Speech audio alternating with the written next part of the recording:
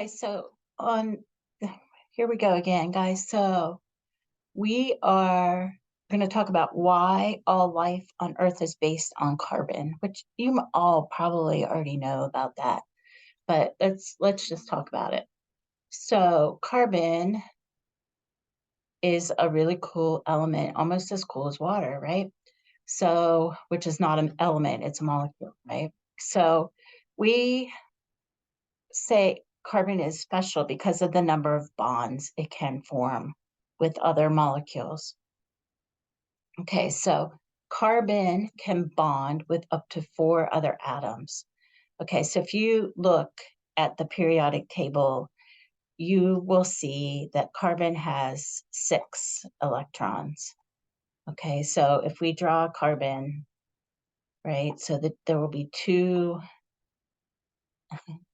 electrons out here, and then there's 4 beyond that. Okay, so that means it can share electrons with 4 other molecules. Okay, so that's really, really cool. Okay, so that 4 makes it special. Okay, so I have a picture here that kind of shows some examples of how it shares. Okay, so it can share things and they will be linear, they would be straight. Okay, they could be branched and they can be in rings. So if you ever take organic chemistry, you learn all about how carbon forms molecules, right? So these are all covalent bonds. Okay, so we're sharing electrons with carbon. And most every living thing that, well, these are called organic molecules, right? So organic molecules have carbon in them.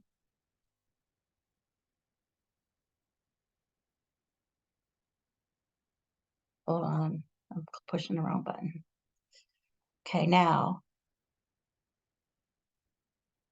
there is this other part of chemistry where we add things to carbon. And when we add those, we call those functional groups.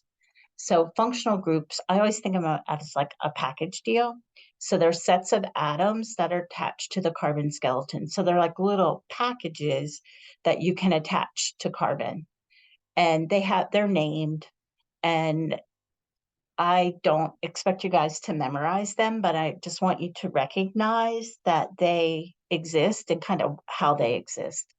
Okay, so here's the carbon backbone of a linear molecule. And then this stuff that's in pink, this OH group, that's a functional group, and that's called a hydroxyl group. And anything that's an alcohol has this OH in it. Okay, so that OH makes it alcohol and gives it the properties that it has. Okay, another functional group is called an amino group. And amino groups have NH2. Okay, so they have an N in them, a nitrogen in them. Okay, so this is actually an amino acid, which we're going to talk about next week. Okay, when we talk about proteins. So that's a different functional group. Okay, and then a third functional group is a phosphate group. And a phosphate group is like a PO4. Okay, and these actually make up ATP, which we'll talk about more as time goes on. Okay, but functional groups, just think of them as a package. They're like a little unit that you put on carbon, and they're always together, and they give things distinct properties. Kind of a way of organizing stuff.